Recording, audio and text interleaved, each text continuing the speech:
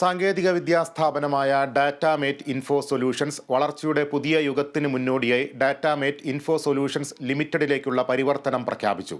വിവിധ മേഖലകളിൽ വ്യാവസായിക സാങ്കേതിക നൈപുണ്യം നേടിയ ഉദ്യോഗാർത്ഥികളെ സൃഷ്ടിക്കാൻ ലക്ഷ്യമിട്ടുള്ള ഡാറ്റാമേറ്റ് ഇൻഫോ സൊല്യൂഷൻസിന്റെ ഡയസ് പദ്ധതിക്കും തുടക്കമായി. 2025 ആരോഗ്യം, ഹോസ്പിറ്റാലിറ്റി, മാനവ വിഭവശേഷി എന്നീ മേഖലകളിൽ 1,00,000-ലധികം വ്യാവസായിക സാങ്കേതിക തൊഴിൽ നൈപുണ്യം നേടിയ ഉദ്യോഗാർത്ഥികളെ സൃഷ്ടിച്ച് ആഗോള തൊഴിലവസരങ്ങൾക്ക് പ്രാപ്തരാക്കുക എന്ന ലക്ഷ്യമാണ് ഡയസ് അഥവാ ഡാറ്റാമേറ്റ് ഇൻഡസ്ട്രി സ്കിൽ എനേബിളേഴ്സിനുള്ളതെന്ന് പദ്ധതിയുടെ അധികൃതർ പറഞ്ഞു. 3 പതിറ്റാണ്ടിലേറെ സോഫ്റ്റ്വെയർ നിർമ്മാണത്തിൽ മികവ് തെളിയിച്ച സ്ഥാപനമാണ് ഡാറ്റാമേറ്റ് ഇൻഫോ സൊല്യൂഷൻസ് ലിമിറ്റഡ് എന്നും സാരഥികൾ വ്യക്തമാക്കി.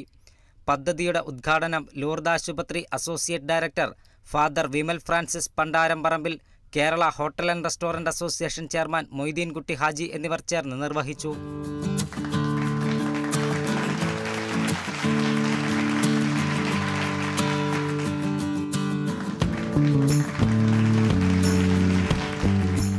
പദ്ധതി വഴി സർവകലാശാലകൾ, കോളേജുകൾ, വൊക്കേഷണൽ ട്രെയിനിംഗ് സെന്ററുകൾ എന്നിവയിലെ വിദ്യാർത്ഥികൾക്ക് യഥാർത്ഥ വ്യവസായ സോഫ്റ്റ്വെയറുകൾ പരിശീലിക്കാനുള്ള അവസരം ലഭിക്കുമെന്നാണ് വാഗ്ദാനം.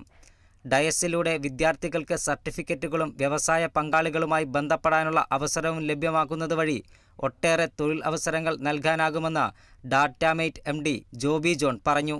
30 വർഷത്തെ ഗവേഷണത്തിൻ്റെയും പ്രവൃത്തി പരിചയത്തിൻ്റെയും 9 രാജ്യങ്ങളിലായി 600-ൽ പരം വ്യവസായ സ്ഥാപനങ്ങളുമായുള്ള ബന്ധത്തിൻ്റെയും ഗുണഫലങ്ങൾ അർഹരായ തൊഴിലന്വേഷകർക്കും വിദ്യാർത്ഥികൾക്കും ലഭ്യമാക്കാൻ സാധിച്ചതിൽ ചാരിതാർത്ഥ്യമുണ്ടെന്നും അദ്ദേഹം കൂട്ടിച്ചേർത്തു.